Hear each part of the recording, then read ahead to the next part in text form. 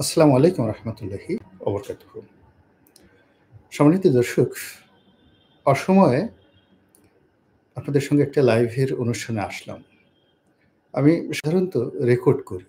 বেশিরভাগ ক্ষেত্রে রেকর্ড করি, লাইভে খুব কম আসি। কিন্তু আজকের যে বিষয়টি এতটা প্রাসঙ্গিক, আ বলতে গেলে এই ঘটনাটা নিয়ে গত রাতে রীতিমতো ঘুমোতে পারিনি। ২১শে আগস্টের যে গ্রেনেড হামলা এবং সেই ভয়াবহ গ্রেনেড হামলাতে একেবারে চোখের সামনে যারা মারা গিয়েছে, আমি ওখানে উপস্থিত ছিলাম। এবং পরবর্তীতে আ যারা আহত হয়েছেন, তাদের দুর্ভোগ দুর্দশা এবং দীর্ঘদিন তাদের কাছাকাছি থাকার কারণে সংসদ সদস্য হিসেবে অনেকেই পেয়েছিলাম যারা এই সময়টিতে মারাত্মকভাবে গ্রেনেডের যে স্প্লিন্টার এটি দ্বারা আহত হয়েছিলেন। এরকম বেশ কয়েকজন সংসদ সদস্য আমার সঙ্গে ছিলেন। তো এই যে গ্রেনেড হামলা, সেই গ্রেনেড হামলার রাজনৈতিক প্রেক্ষাপট, তারপরে পেছনের চক্রান্ত, নাটক, এসব কিছু থাকতে পারে। কিন্তু এটি সামাজিকভাবে কতটা বিবর্তন ঘটেছিল। যেমন আ আইভি রহমান উনি এই গ্রেনেড হামলার ফলে নিহত হয়েছিলেন। তো এটি তার পরিবারে, তার সন্তানদের জীবনে, জিল্লুর রহমানের জীবনে কতটা মর্মান্তিক পরিণতি বয়ে নিয়ে এসেছিল। ওটি আমার দেখার সুযোগ হয়েছিল একেবারে কাছের থেকে। এর কারণ হলো 111 এর সময় জনাব জিল্লুর রহমান সাহেবের সঙ্গে আমার খুব একটা সখ্যতা গড়ে ওঠে এবং নিঃসঙ্গ মানুষটি যখন তার বাড়িতে একা, একা থাকতেন, ঠিক সেই সময়টাতে আইভি রহমানের সেই সাজানো গোছানো ফ্ল্যাটে তিনি যে আহাজারি করতেন বৃদ্ধ বয়সে, এটি আপনারা না দেখলে বুঝতে পারবেন না। কিংবা এই যে পাপন সাহেব সম্পর্কে আপনাদের অনেক ক্ষোভ, অনেক রাগ। কিন্তু মা হারানোর পরে তার যে বেদনা, ঠিক হুমায়ূন আহমেদের সেই কথার মতো যে পৃথিবীতে অনেক খারাপ মানুষ থাকতে পারে কিন্তু খারাপ বাবা কেউ নেই। তদ্রূপ পৃথিবীতে অনেক সন্তান খারাপ থাকতে পারে। কিন্তু মাকে ভালোবাসে না, মাকে শ্রদ্ধা করে না এমন কাউকে আমি দেখিনি। তো সে যাই হোক না কেন, আমার ওই সময়টিতে ভাগ্য ভালো যে আমি নিজে যেহেতু তখন শীর্ষ নেতা ছিলাম না, পেছনে ছিলাম, আমি আহত হইনি। কিন্তু যারা আহত হয়েছিলেন তাদের সবার দুঃখ দুর্দশা, কষ্ট এগুলো সব লাঘব করার জন্য আমার যতটুকু সম্ভব চেষ্টা করেছি। একটা ছোট্ট উদাহরণ বলি। ওবায়দুল কাদের সাহেব অবস্থা খুব খারাপ হয়ে গেল। উনি তখন শিকদার মেডিকেলে ভর্তি ছিলেন। মানে এত খারাপ অবস্থা হয়ে গেল যে তাকে আসলে ওই হাসপাতালে রাখার মতো অবস্থা ছিল না। তো এমন সময় সবাই বলল যে, যেকোনোভাবে হোক তাকে এই মুহূর্তে ইমিডিয়েটলি ইন্ডিয়া নিতে হবে। এবং তখন তো এয়ার অ্যাম্বুলেন্স না, জাস্ট একটা টিকেট। এবং তখন তাদের এই ওবায়দুল কাদেরের অবস্থা এতটা ভালো ছিল না। মানে কিছুই ছিল না। একজন নেতা বা কর্মী হঠাৎ করে একটা টিকেটের ব্যবস্থা করে দিলেন। কিন্তু ভাড়া, যাওয়ার যে ভাড়া, হাত খরচা তার কিছুই ছিল না। তো সুজিত রায় নন্দী আমাকে রাতে টেলিফোন করলেন যে, "দাদা এই বিপদে পড়েছি। এখন উনি যে $200 হাতে করে নিয়ে যাবেন উনার কাছে $2 ও নেই।" তো সেই রাতে গিয়ে আমি ওবায়দুল কাদের সাহেবকে সেই শিকদার মেডিকেলে কিছু টাকা দিয়ে আসলাম এবং সেই টাকার ফলে সেই টাকা নিয়ে আ উনি দিল্লি গেলেন। এই যে আরো একজন লোক, পরবর্তীতে এদের বিরুদ্ধে অনেক দুর্নীতির অভিযোগ আসছে। আব্দুর রহমান সাহেব আ এই যে মন্ত্রী হয়েছিলেন, আ সংসদ সদস্য, আওয়ামী লীগের প্রেসিডেন্ট মেম্বার। তিনিও সেখানে শায়িত অবস্থায় ছিলেন। থাক, এই জিনিসগুলো বলার দরকার নেই। বলার অর্থ হলো যে প্রতিটি মানুষ ওই সময়টিতে অর্থনৈতিকভাবে বিপর্যস্ত ছিলেন, সামাজিকভাবে বিপর্যস্ত ছিলেন এবং শারীরিকভাবে আহত হয়েছিলেন এবং চিকিৎসা করার মতো অর্থ তাদের ছিল না। যাই হোক, সেই মামলায় আ রায় হয়েছে এবং আমাদের মহামান্য হাইকোর্ট একটা যুগান্তকারী রায় দিয়েছেন। এর কারণ হলো এমন রায় এই বাংলাদেশে কখনো হয়নি, ইতিপূর্বে কখনো হয়নি। আর দ্বিতীয়ত এটিকে একেবারে যুগান্তকারী একটি যুগকে অন্যদিকে নিয়ে গেছে। দ্বিতীয়ত যে এই ঘটনার ফলে আমাদের বিচার অঙ্গনে যে একটা প্রেসিডেন্স হলো, একটা উদাহরণ তৈরি হলো, এটি এই পুরো বিচার অঙ্গনকে, আইনশৃঙ্খলাকে, রাজনীতিকে অনেক, অনেক দূরে নিয়ে যাবে। তো এরকম একটা ঘটনা কেন ঘটলো, কিভাবে ঘটলো, এর পেছনে কী, কী রাজনীতি আছে, এই পুরো বিষয় নিয়ে আমি যতটুকু জানি খোলামেলা বলার চেষ্টা করব ইনশাআল্লাহ। আপনারা সবাই যারা আমার সঙ্গে আছেন থাকেন, আমি একটু দেখে আসি মন্তব্যের ঘরে কারা, কারা আছেন। সম্মানিত দর্শক নিচে থেকে সালাম দিয়েছেন। তারপরে আ সমসাময়িক দেশে উপস্থিত প্র্যাকটিশনার আবার এই রিওপেন হবে। রনি ভাই গাজাতুল হিন্দ নিয়ে কিছু বলেন। স্যার এই রায়ের পর বিএনপি এবং তারেক রহমান রাজনৈতিক ভবিষ্যৎ কি আপনার কাছে? বিনীত অনুরোধ আশা করি। তারপরে আরেকজন হলো যুগান্তকারী রায়, জয় বাংলা। বিচার বিভাগের মৃত্যু হয়েছে এই রায়ের মাধ্যমে। বিপ্লব যেন বিপ্লব যেমন সবাই যাক সবাই এখানে যে আলাপ আলোচনাগুলো করেছেন অলমোস্ট সবাই নেতিবাচক আলোচনা। তো আমি আমার যে অভিজ্ঞতাটা, সেই অভিজ্ঞতাটা আপনাদেরকে বলছি। সেই অভিজ্ঞতাটা হলো যে যখন এই ঘটনাটা সংঘটিত হয়, তখন সংবাদপত্র জগতের সঙ্গে আমার অনেক আগের থেকে সম্পর্ক ছিল। সাংবাদিক ছিলাম। তো সাংবাদিক থাকার কারণে এই সমাজের অনেক সোর্স স্টিল নাও এখানে বসে খুব সহজে আমি পেতে পারি। মিলিটারি ইন্টেলিজেন্স বলেন, তারপরে এনএসআই বলেন, ডিবি বলেন, এসবি বলেন, এই জিনিসগুলোর বাইরেও সাংবাদিকদের, দেশি-বিদেশি গোয়েন্দাদের একটা নেটওয়ার্ক থাকে। তো এই জিনিসগুলো যারা সংবাদপত্রের সঙ্গে জড়িত থাকে, সংবাদপত্রে বিট করে মোরালের সবাই জানা থাকে। যেহেতু আমার ওই অভিজ্ঞতাটা ছিল, এই কারণে অনেক বিষয়গুলো আমি পরবর্তীতে এবং বর্তমানে জানার আমি সুযোগ পেয়েছি। ২ নম্বর হলো যে আমি যেহেতু ঢাকা বিশ্ববিদ্যালয়ে লয়ে পড়েছি। এখন প্রধান বিচারপতি যিনি আছেন তিনি আমাদের ডিপার্টমেন্টের বড় ভাই। আবার তার নানার দিক থেকে তিনি আমার আত্মীয়। ব্যারিস্টার ইশতিয়াক সাহেবের ছেলে। ব্যারিস্টার ইশতিয়াক সাহেব বিয়ে করেছেন জাস্টিস ইব্রাহিম সাহেবের মেয়ে সুফিয়া ইব্রাহিম, আমাদের সদরপুরের তার বাড়ি। তো সেই সুবাদে এই সুপ্রিম কোর্টের প্রধান বিচারপতি আগেও যারা ছিলেন, এখন যারা আছেন, তারপরে অন্যান্য বিচারপতি যারা আছেন, প্র্যাকটিসিং লয়ার যারা আছেন, সবই বেশিরভাগই আমাদের ঢাকা বিশ্ববিদ্যালয়ের ল ডিপার্টমেন্টের। তো সেই সুবাদে নিম্ন আদালতে, উচ্চ আদালতে যা হয়, এটারও একটা জানার একটা সুযোগ আমার সবসময় থাকে। এরপরে যেহেতু রাজনীতির সঙ্গে জড়িত আছি, আওয়ামী লীগের রাজনীতিতে ছিলাম, এখন বিএনপিতে আছি। তো বুঝতেই পারেন যে দুটো মেজর দলের সঙ্গে সম্পর্ক এবং একই সঙ্গে পার্লামেন্টে থাকার কারণে বিএনপি, জামাত, জাতীয় পার্টি এদের যত শীর্ষ নেতা আছেন একেক টপ টু লো সবার সঙ্গে ঘরোয়া পরিবেশে অন্তরঙ্গভাবে বসার, বোঝার সুযোগ হয়েছে। এর ফলে রাজনীতির যে শতরঞ্চ, রাজনীতির যে দাবা, এই দাবার যে চাল, এই চালগুলো মোরাললেস কিছুটা আমার ক্ষুদ্র বুদ্ধি, এটা তো মানে যে যার মতো করে বুঝে, কিন্তু আমার যতটুকু ক্ষুদ্র বুদ্ধি আছে সেই বুদ্ধি অনুযায়ী আমি সেটা বোঝার চেষ্টা করেছি।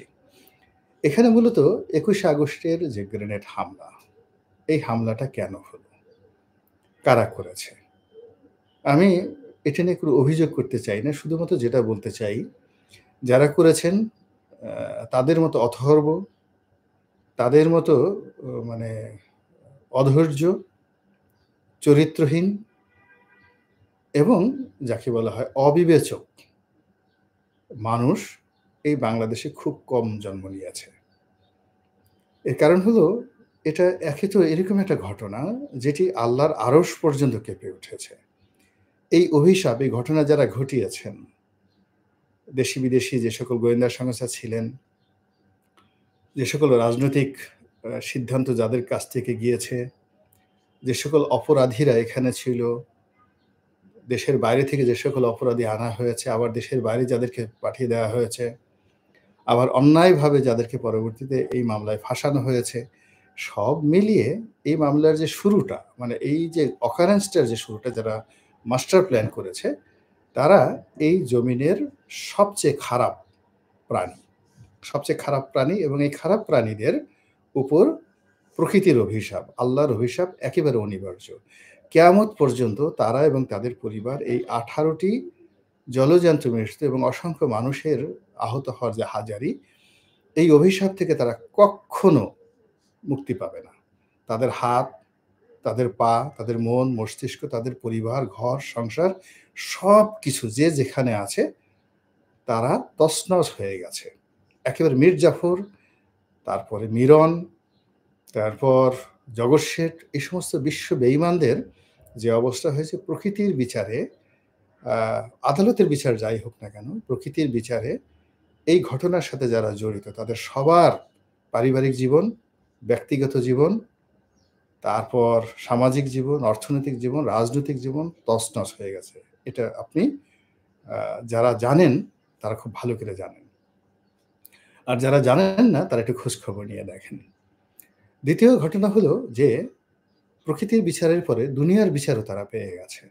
দৃশ্যভাবে তারা বিচার হয়ে গেছে। অনেকের বিচার হয়ে গেছে। দুর্বিষহ, বীভৎস সেই যে তাদের যে সামাজিক রিগ্রেট, পারিবারিক রিগ্রেট, তারপরে অর্থনৈতিক দুরবস্থা, সব মিলিয়ে এখানে যারা সম্পৃক্ত একটা লোকও এই দুনিয়ার বিচার থেকে রেহাই পায়নি। ৩ নম্বর হলো আগামীতে এই ঘটনা তাদেরকে আরো মানে যতদিন যারা জীবিত আছে তাদেরকে যে যেখানেই থাকুক না কেন তাদেরকে ভোগাতে থাকবে। এটা হলো আমার ১ নম্বর পর্যবেক্ষণ যেটা আমি দেখেছি, বুঝেছি। সব কথা সব জায়গায় বলা যাবে না। আপনারা আন্দাজ করে বুঝে নেন। দ্বিতীয়ত হলো টেকনিক্যাল যে এটা হলো ২য় পর্ব অর্থাৎ যারা এই ঘটনাটা ঘটিয়েছে। আর ২য় পর্ব হলো যে যারা এই ঘটনাকে নিয়ে আবার ব্যবসা করার চেষ্টা করেছে। আওয়ামী লীগের কথাই বলি। আর 111 এর সরকারের কথা বলি। অর্থাৎ ১ম এ বিএনপি জমানাতে এটাকে একটা চার্জশিট দেওয়া হলো। তারপর সেটা আবার পুনঃতদন্ত করে 111 এর সরকার আবার সেটাকে পুনঃতদন্ত করে নতুন চার্জশিট দেওয়া হলো। এখন সেই যে চার্জশিট দেওয়া হলো সেখানে 111 এর যারা সরকার তারা সঙ্গতি কারণে বিএনপির প্রতি বিক্ষুব্ধ ছিল। এবং সেখানে তড়িঘড়ি করে খুব অল্প সময়ের মধ্যে যা কিছু করা হয়েছে সেখানে দক্ষতা ছিল না, অভিজ্ঞতা ছিল না, সততা ছিল না, ন্যায়পরায়ণতা ছিল না। এখানে শুধুমাত্র বিএনপিকে রাজনৈতিকভাবে হেয় প্রতিপন্ন করার জন্য কিছু কাজ করা হয়েছে। আর এখানে কিছু বিষয় লুকানোর চেষ্টা করা হয়েছে রাজনৈতিক সমঝোতার কারণে। আবার কিছু বিষয় এখানে বাদ দেওয়া হয়েছে, সংযোজন করা হয়েছে তাও পলিটিক্যাল কারণে। তাহলে ১ম বার হামলাটা হলো পলিটিক্যাল, পরবর্তী ১ম তদন্ত হলো, সেখানেও জজ মিয়া নাটক যা কিছু হলো সেটাও পলিটিক্যাল। তৃতীয়ত 111 এর সময় যেটা হলো সেটাও পলিটিক্যাল এবং থার্ডলি আওয়ামী লীগ ক্ষমতায় এসে এটাকে রীতিমতো অবিচারের পর্যায়ে নিয়ে যাওয়া হলো। অর্থাৎ এখানে রিটায়ারমেন্ট থেকে এনে আবুল কাহার আকন্দ তাকে দিয়ে আবার নতুন করে যে তদন্ত করে যাদেরকে সম্পৃক্ত করার চেষ্টা করা হলো এবং যেভাবে আর্টিফিশিয়াল অনেক কিছু করার চেষ্টা করা হলো, এতে করে যারাই কাজ করেছে আওয়ামী লীগের যে সকল কুশীলব ছিলেন, আইনাঙ্গনের যে সমস্ত কুলাঙ্গার ছিলেন, তারা সবাই প্রথমত আওয়ামী লীগের প্রতি জুলুম করেছে এবং তাদের নিজ দলের যে সমস্ত মানুষ শহীদ হয়েছেন, আহত হয়েছেন, তাদের রক্তের সঙ্গে বেইমানি করেছে। এবং এই বেইমানির ফল আপনি দেখেন আওয়ামী লীগের এই যে জজ মিয়া নাটককে বাদ দিয়ে এই আবুল কাহার আকান্দ নাটক, এটা যে কত বিভৎস হয়ে গেছে প্রতিটি মানুষের জীবনে, তার জাস্ট শুধু এই কাহার আকন্দকে দিয়েই আমি আমার একটা উদাহরণ বলি। একসময় ইসলামিক ফাউন্ডেশনের ডিজি ছিলেন শামীম মোহাম্মদ আফজাল। আমাদের ডিপার্টমেন্টের বড় ভাই, একটু পাগলাটে টাইপের ছিলেন। তো আমি মাঝে মধ্যে উনি থাকাকালীন অবস্থায় বায়তুল মোকাররমে নামাজ পড়তে যেতাম শুক্রবারে। তো উনার রুমে একদিন হঠাৎ করে আবুল কাহার আকন্দের সঙ্গে আমার পরিচয় হলো। উনি আগেই উনার সম্পর্কে আমি জানতাম, পরিচয় করে দিল এবং উনি আমাকে ১ম বলল যে তাকে আনা হচ্ছে আ এবং তাকে এই যাকে বলে গ্রেনেড হামলা মামলার দায়িত্ব দেয়া হবে। তো আমি ভদ্রলোকের চোয়ালের দিকে তাকালাম, বডির দিকে তাকালাম, বডি ল্যাঙ্গুয়েজ দিকে তাকালাম। আমার কাছে মনে হলো যে সে স্বাভাবিক অবস্থায় নেই। একেবারে এটা ২০০৯ সালের ১ম দিকে। আ গম্ভীর, তারপর একটা মানুষের একটা স্বাভাবিক যে চালচলন আছে না? ঠিক এরকম তার কাছে আমার কাছে মনে হলো অস্বাভাবিক। যাই হোক সেই ভদ্রলোক যা কিছু করলেন, অনেকে ইনক্লুড করলেন, অনেকে বাদ দিলেন, বিভিন্ন লোককে নিলেন, যা নিয়ে বহু প্রশ্ন, বহু প্রশ্ন। যা হোক তিনি এই চার্জশিটের সঙ্গে যে সকল প্রমাণপত্র আ উনার দরকার সেই প্রমাণপত্রগুলো তিনি দিতে পারেননি। পরবর্তীতে সে হলো কি এই ভদ্রলোক আবার রাজনীতিতে আসার চেষ্টা করলেন এবং দল থেকে কৃতজ্ঞতাস্বরূপ তাকে মনোনয়ন দেওয়া হলো। কিন্তু তিনি সেই মনোনয়ন নেয়ার পরেও সরকার সর্বোচ্চ চেষ্টা করেছে। কিন্তু ওই যে অভিশাপ, এই অভিশাপের কারণে কি হলো? তিনি তার নির্বাচনী এলাকায় বিজয়ী হতে পারেননি। এখন ভদ্রলোক কোথায় আছেন? আ তিনি ভালো জানেন, আর তার আল্লাহ ভালো জানেন। আর তাকে যারা বানিয়েছিল সবাই ভালো জানেন। যাই হোক anyway, তো এই আওয়ামী লীগ এটাকে নিয়ে খেলেছে। আওয়ামী লীগ এটাকে নিয়ে খেলেছে। খেলতে এটা এমন পর্যায়ে চলে গিয়েছে যে আওয়ামী লীগ জমানাতে কোর্ট কাছারি নিয়ে যে সকল আলোচনা হতো, নেতিবাচক আলোচনা হতো, এবং এই কোর্ট আমরা তো COURT কোর্ট বলি। তো এটাকে ঠাট্টা করে মানুষ কোর্ট বলত, এবং কি কোর্ট বলত, কার কোর্ট বলত, এটা আপনারা মোর অর লেস সবাই জানেন। এবং এখন আমরা অনেক সময় বিশ্বের বিভিন্ন দেশে ক্যাঙ্গারু কোর্ট বলি। অমুকের ক্যাঙ্গারু কোর্ট, অমুকের ক্যাঙ্গারু কোর্ট। কিন্তু আওয়ামী লীগ জমানাতে ক্যাঙ্গারু কোর্ট বলা হতো না। আরো বাজে কোনো শব্দ বলা হতো। তো সেই জায়গাতে দেখা গেল তড়িঘড়ি করে এই যে সম্পূরক চার্জশিটকে নিয়ে লোয়ার আদালত থেকে ইচ্ছামতো শাস্তি-টাস্তি দিয়ে সবকিছু করে হাইকোর্টে আসলো, এবং যদি আজ আওয়ামী লীগ ক্ষমতায় থাকতো তাহলে কি ধরনের ফলাফল হতো? আর আওয়ামী লীগ ক্ষমতায় না থাকার কারণে কি ধরনের একটা ফলাফল তৈরি হলো? এখন এটা নিয়ে যেহেতু সাবজুডিস ম্যাটার, আমি এর বাইরে আর আলোচনা করব না। আমি শুধুমাত্র আইনের একজন ছাত্র হিসেবে যেটি বলছি, সেটি হলো আবার এটা নিয়ে পুনরায় মামলা হবে। এটা নিয়ে পুনরায় তদন্ত হবে, এবং এগুলো নিয়ে পুনরায় আবার নড়াচড়া হবে। সেটা আওয়ামী লীগ এলেও হবে, অন্য কোনো পক্ষ এলেও হবে, বিএনপির প্রতিপক্ষ আসলেও কিন্তু এটা নিয়ে হবে। এবং যখন এটি হবে, তখন কে জীবিত থাকবেন, কে মারা যাবেন, সেটা আমরা বলতে পারি না। এর কারণ হলো অনেক ঘটনা, যেমন দেখা গেল যে পৃথিবীর সবচাইতে বড় বিচারালয় বসেছিল। আমাদের ধরুন অ্যাপিলেট ডিভিশনের যারা বিচারপতি কয়জন? ৬ জন, ৭ জন, ৮ জন, ৯ জন প্রধান বিচারপতি বসেন। এটা একটা বিচারক প্যানেল। তো প্রায় 450 জাস্টিস বসে সম্মিলিতভাবে unanimously যে সিদ্ধান্ত দিয়েছিলেন সক্রেটিসের মৃত্যুদণ্ড। একজনও দ্বিমত পোষণ করেননি। 450 এত বড় আ বিচার কার্য এবং এত বড় আয়োজন আ আমার জানা মতে মানবজাতির ইতিহাসে অন্য কোনো ঘটনা আ ২য় টি নেই। কিন্তু দেখুন প্রায় ২৫০০ বছর পরে সেই বিচার আবার বসেছে গ্রিসে। তো প্রাচীন গ্রিক নগরীর সেই বিচার আবার আধুনিক গ্রিসে বসেছে, এবং সেই বিচারকে আবার গ্রিসের সুপ্রিম কোর্ট আ রিভ্যালুয়েট করেছে, আবার পুনঃতদন্ত করেছে, এবং একেবারে আধুনিক জুরিসপ্রুডেন্স অনুযায়ী তারা সেখানে রায় দিয়ে বলেছে যে সক্রেটিসের বিরুদ্ধে দেয়া রায় অবৈধ ছিল, তাকে অন্যায়ভাবে হত্যা করা হয়েছে। তো এরকম আসলে সবকিছু থেকে যায়। এই যে মহারাজা নন্দকুমারকে ফাঁসি দেওয়া হয়েছে। এটি নিয়ে কত কিছু হয়েছে। প্রিভি কাউন্সিল পর্যন্ত গিয়েছে। তো এখন মানে এই পৃথিবীর নরমাল নিয়ম হলো যে আপনি একজনকে আঘাত করবেন, তার প্রতিঘাত আসবেই। Today or tomorrow.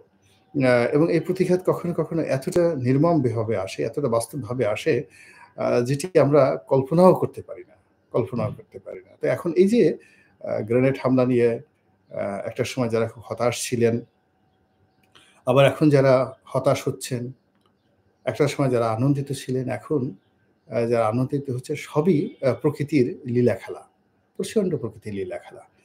এবং এই লীলাখেলা বেশিদিন আ থাকবে না। বেশিদিন থাকবে না। আবার নতুন করে আ শুরু হবে সবকিছু। এটা হলো ১। ২ নম্বর হলো যে এই ঘটনাটি যেভাবে ঘটেছে, যেভাবে বিচার কার্য চলেছে, এটি আমাদের পুরো সিস্টেমের ক্ষেত্রে আমরা যে এখনো সভ্যতার জায়গাতে পৌঁছাতে পারিনি, আমরা যে কোনো একটা জিনিস নিজেরা পরিচালনা করতে পারি না, আমরা যেমন একটি বিচার কার্য, একটি তদন্ত, এরকম একটা নির্মম নৃশংস ঘটনাকে সম্মিলিতভাবে ঐক্যমত্যের ভিত্তিতে আমরা এই জিনিসটিকে ঘৃণা জানাতে পারিনি। আবার এই জিনিসটিকে আমরা যাকে বলা হয় বিচারের কাঠগড়ায় দাঁড়া করাতে পারিনি। আ এটি নিয়ে আওয়ামী লীগ যেভাবে বলেছে বিএনপিকে ঢালাওভাবে দায়ী করেছে, তারেক রহমান সাহেবকে দায়ী করেছে। আবার বিএনপি যেভাবে বলেছে যে আ ভ্যানিটি ব্যাগে করে শেখ হাসিনা আ সেই গ্রেনেড হামলা ঘটানো হয়েছে আওয়ামী লীগের পক্ষ থেকে এবং ভ্যানিটি ব্যাগের মধ্যে তার সুইচ ছিল এবং তিনি সেই সুইচ টিপে গ্রেনেডের বিস্ফোরণ ঘটিয়েছেন। মূলত বিএনপিকে বেকায়দায় ফেলার জন্য। আবার অনেকে আরো মানে এটা পার্লামেন্টেও এর সাথে বাজে আলোচনা হয়েছে। তো এই সকল নির্মল এবং নিষ্ঠুর আলোচনাও যারা করেছেন পার্লামেন্টে, আপনি গিয়ে দেখেন সেই সমস্ত বিএনপির নেতা বা নেত্রী যারা খুব অশ্লীল বিষয় এই মানুষের মৃত্যু নিয়ে হাসাহাসি করছেন, তারা রাজনৈতিকভাবে একজনও ভালো নেই। শারীরিকভাবে ভালো নেই, পারিবারিকভাবে কেউ ভালো নেই। তো কাজেই এই যে প্রকৃতির শিক্ষা, এই প্রকৃতির শিক্ষা থেকে আমরা যদি নিজেরা শিক্ষা গ্রহণ করতে পারি এবং একটা সুষ্ঠু তদন্তের মাধ্যমে আগামীতে অবশ্যই এটা নিষ্পত্তি হবে। কিন্তু তার আগ পর্যন্ত যার, যার অবস্থানে থেকে নিজের বিবেকের কাছে, জবানের কাছে, বুদ্ধির কাছে, প্রজ্ঞার কাছে যদি আমরা দায়বদ্ধ থাকতে পারি, অন্ততপক্ষে আল্লাহর গজব থেকে ইন পারসন আমরা নিজেকে রক্ষা করতে পারবো। এই আমি যে কথাটা বললাম, এটা আমার জন্য ফরজ ছিল। এখন যারা শুনলেন আপনাদের জন্যও কিন্তু এটা ফরজ প্রচার করা যে ইট ইস নট আ ফেয়ার, এটা ঠিক হয়নি। এটা সুন্দরভাবে আবার বিচার হতে হবে, পুনঃতদন্ত হতে হবে। যারা অন্যায় করেছেন তাদের সবার শাস্তি হতে হবে। আর যারা অন্যায় করেননি তাদের উপর যারা অন্যায় আরোপ করেছে তাদেরও বিচার হোক। কোনো অসুবিধা নেই। কেননা ধরুন একজন নিরাপদ লোক আজকে ১০ বছর, ১৫ বছর, ১৭ বছর যাবৎ যদি জেলখানায় থেকে থাকে কারো কারণে, এটা কি তার বিচার হবে না? অবশ্যই এটা তার বিচার হবে। তো সব মিলিয়ে আমরা চাচ্ছি ন্যায় বিচার এবং আল্লাহ এই দেশ এবং জাতিকে সেই ন্যায় বিচার যেন আমরা সবাই উপভোগ করতে পারি, ন্যায় বিচার দেখতে পারি, অনুভব করতে পারি এবং ন্যায় বিচার পেতে পারি সেই তৌফিক এনায়েত করেন। আসসালামু আলাইকুম ওয়া রাহমাতুল্লাহি ওয়া বারাকাতুহু।